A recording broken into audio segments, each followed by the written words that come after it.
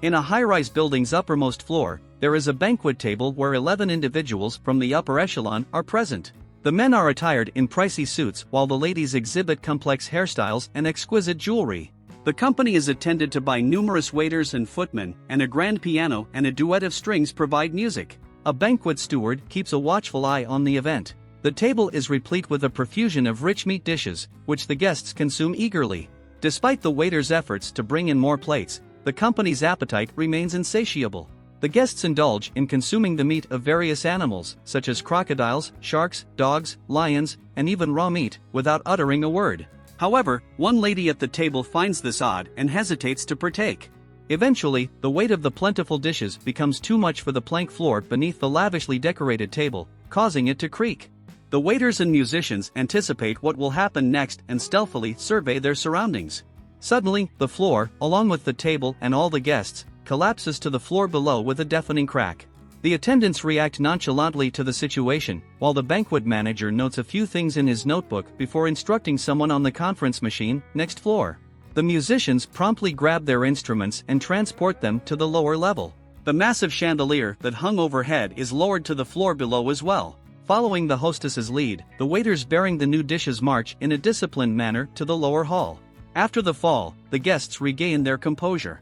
Despite being dusted with plaster, they are seated and uninjured. The footmen kindly brush off the debris from each guest.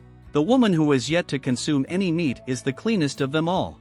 She looks at the new dishes the waiters bring in with a combination of disgust and pity. The waiters present a variety of exotic dishes, including cooked armadillo, rare antelope, and rhinoceros meat. The banquet continues uninterrupted as if nothing untoward had occurred. The guests relish the resumption of beautiful classical music while continuing to indulge in the banquet's offerings with zeal. However, a solitary woman wards off the waiter's hand as he presents her with a new dish. The waiter swiftly glances at the banquet manager and forcefully places some unfamiliar sausages on her plate. In due course, history repeats itself, and the weight of the dishes causes the floor to give way once more, taking the table and the guests with it. The waiter contacts next floor yet again, and the staff rushes to the lower level. But before they can arrive, the table collapses once more, and this pattern repeats itself several times until it eventually remains stable on one floor. One astute attendant anticipates that the table may fall again and waits for the guests in advance on the floor below. Despite being coated in plaster and dust, the diners at the table eye each other hungrily and continue to devour their meal with ravenous zeal. However, one of the guests is unwell, sitting immobile in an armchair with a feeding tube in their mouth. The other guests pay no attention to their ailing companion and persist in their bloody feasting, despite the overpowering stench and the strident groaning of the floor. The woman, who had abstained from eating thus far, casts a frenzied glance at her neighbors, a tear streaming down her cheek. Her demeanor then changes abruptly, and she too becomes caught up in the frenzy, greedily shoveling chunks of meat into her mouth.